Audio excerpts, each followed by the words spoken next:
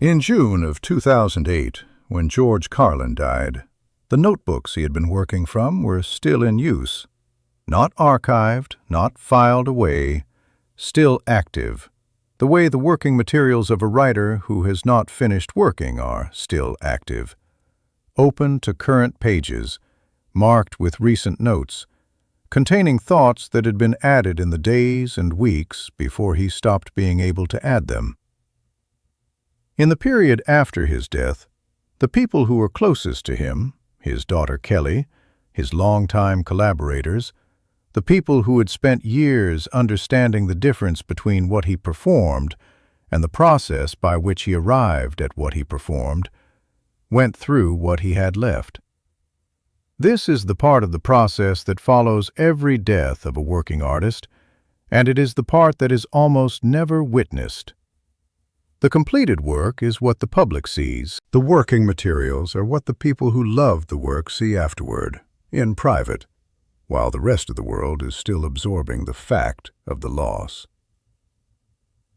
What they found in those notebooks was not what most people who had followed Carlin's career would have expected. Not the fragments of an artist who was running down, not the rough edges and abandoned starts of someone whose creative energy had begun to fade, not the decline that is assumed, incorrectly more often than not, to accompany the final period of a long career. What they found was a working mind in full operation, material that was more developed than fragments, not finished bits, not polished material ready for performance, but observations and premises and directions that had the specific character of a comedian who was still in the middle of building something new, still finding things, still unsatisfied with what he had found so far. This is not actually surprising when you understand how Carlin worked. He had never been the kind of performer who arrived at a final version of his material and preserved it intact. His process was continuous. The material was always in some state of development, always being refined, always being pushed in directions it had not yet been. But understanding this intellectually and encountering it in the notebooks are different things. The notebooks are physical. They have handwriting on them, the specific handwriting of a specific person who is no longer there to continue what the handwriting was doing. And what the handwriting was doing in the final weeks and months of Carlin's life was the thing it had always been doing, looking for the next true thing.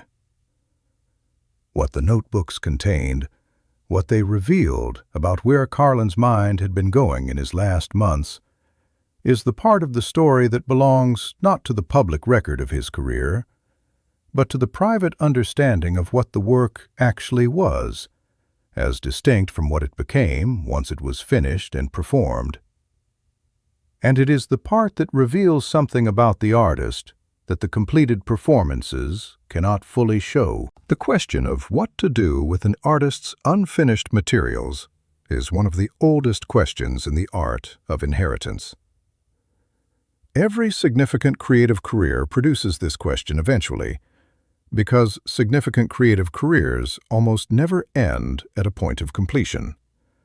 They end in the middle of things, mid-thought, mid-project, mid-attempt at something new that the artist had not yet fully named. The completed work is the thing the public knows. The unfinished work is the thing the people left behind have to figure out what to do with. For Carlin's estate, the question was specific. The notebooks contained material that was in varying states of development. Some of it was closer to finished, premises that had been worked on enough to show their shape, observations that were self-contained enough to stand alone. Some of it was clearly early stage, single lines, isolated words, the kind of note that makes sense only to the person who wrote it, and only in the moment when they wrote it. The decision about what to make public and what to keep private was not simple. It required understanding not just what the material was, but what Carlin would have wanted it to be. what standard he would have applied to the question of readiness, whether a given observation was finished enough to release, or whether it was still in a state that he would have considered private. Carlin had strong views about this. He was a performer who did not share early-stage material readily. He worked on things for a long time, in notebooks, in private performances, in the ongoing process of refinement that characterized his creative approach, before he considered material ready for an audience. The notebook was not a publication. It was a conversation with himself. This created a tension for the people going through the materials, because some of what was in the notebooks was extraordinary. Not extraordinary in the way of a finished performance, extraordinary in the way that an unguarded thought can be extraordinary, when the thought belongs to a mind that is working at a high level and has not yet applied the finishing process that makes it presentable. The raw Carlin, the Carlin before the shaping, before the construction, before the craft was applied to the observation, was something that very few people had access to.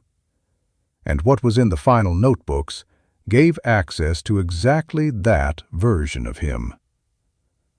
Some of what they found was made available, published in the collection Last Words, the book that assembled material from Carlin's notebooks alongside memoir-style writing about his life. Some was shared with specific audiences in specific contexts. Some was kept private, held by the estate as material that Carlin himself would have recognized as too early stage, too personal, too much the working version rather than the arrived version to be shared. This decision was not universally agreed with. People who study Carlin's work have argued, in the years since, about what should and shouldn't have been made public, about whether the standard Carlin would have applied to his own material should govern what happens after he is no longer there to apply it.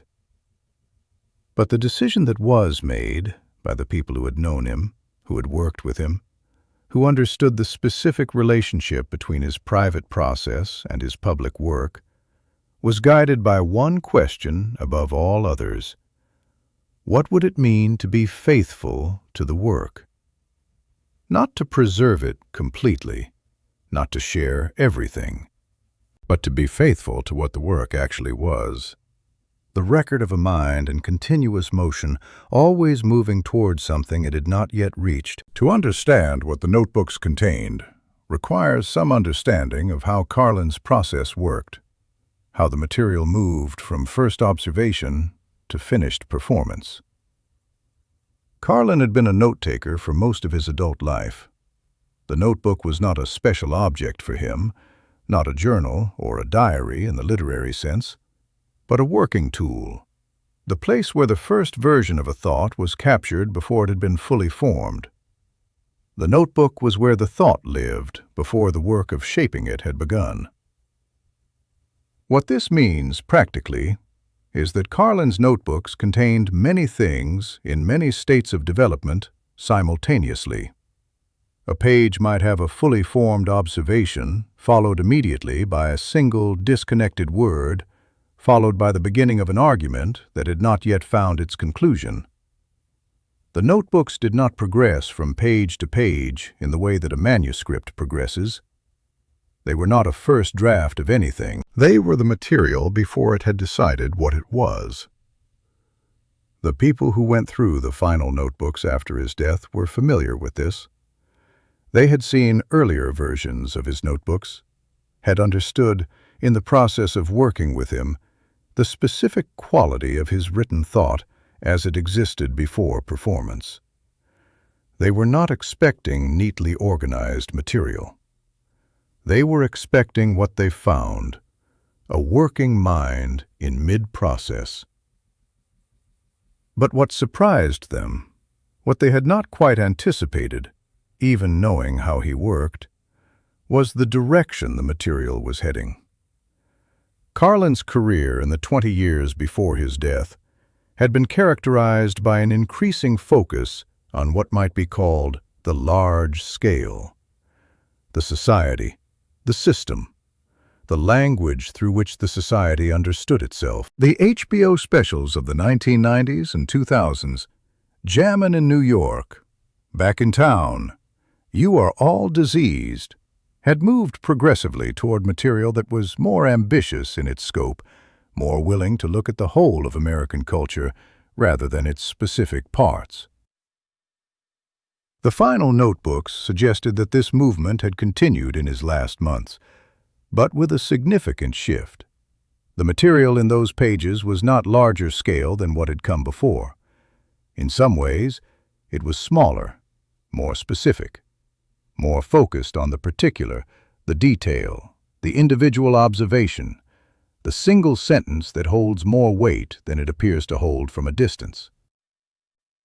Some of the people who went through the notebooks described it as a narrowing, not in the sense of a diminishment, but in the sense of a sharpening, the specific focus that comes when an artist has decided to find the most precise instrument rather than the widest one. This is the thing that was not expected. The material of Carlin's final months was not the continuation of the large-scale societal critique that had characterized his most recent performances. It was something quieter, something that was working toward a different kind of truth. What that truth was, what the notebooks were moving toward in the time they had left before they stopped being added to, is something that requires looking at the specific content of what was found. And that content raises a question that the people who went through the notebooks spent a significant amount of time thinking about. What do you do with material that is not finished? What do you owe the public, and what do you owe the artist? What the notebooks say about George Carlin as an artist is the thing that makes them significant beyond their content. Because the specific thing they show, the thing that surprised even the people closest to him, who knew his work and his process and the quality of his creative engagement, is that he was still moving forward, not consolidating, not arriving at conclusions, not applying the certainties of a long career to material that had already been understood. Moving forward toward something he had not yet reached, toward a version of the work that was different from what he had made before, and that the notebooks do not contain in finished form because he did not have enough time to finish it. This is the particular quality of an artist who has not made peace with what they have already made, who has not decided that the work is done, that the exploration is complete, that the question has been answered, who is, until the end, still in the middle of the work, still finding things, still following thoughts, still arriving at edges that the notebooks capture in their raw form before the finishing can begin. There is a certain version of how great careers end that involves a settling, a period in which the artist looks back at what they have built and finds it sufficient, and allows the work to become what it is going to be without the continuous pressure of the not yet finished. Some artists arrive at this. It is not a failure. It is a form of completion. Carlin did not arrive at this. The notebooks do not show a man who had settled. They show a man who was still asking the same questions he had always asked, still looking at language, still looking at the way that words and phrases contain assumptions, still following the observation wherever it led, with the same restlessness that had characterized his work from the beginning. In this sense, the notebooks are not primarily a record of what he did not finish. They are a record of what he was, of the specific quality of mind that produced the work, not the finished work, but the continuous process of mind in motion that generated the finished work, and that was still generating it when it stopped. People who spend their lives doing genuinely difficult creative work are rarely finished when they stop. The stopping is external. The work, until that external stop arrives, continues to move. And the notebooks of the last months are where that motion was recorded. The working mind of George Carlin, still in full operation, still finding the next thought, still looking for the next true thing. The notebooks were not empty. They were, in many ways, the fullest version of what he was. Not the most polished, not the most constructed, not the version that audiences received in the finished performances, but the version that existed before the finishing, the version that was still in process, still moving, still arguing with itself about what the next true thing was going to be. He was still looking for it. And the looking is the part of the work that only the notebooks preserve. The finished performances tell you what Carlin found. The notebooks tell you that he was still finding. That difference between an artist who has arrived and an artist who is still in motion is the thing that defines a certain kind of creative life. Carlin's was that kind of life, until the very end.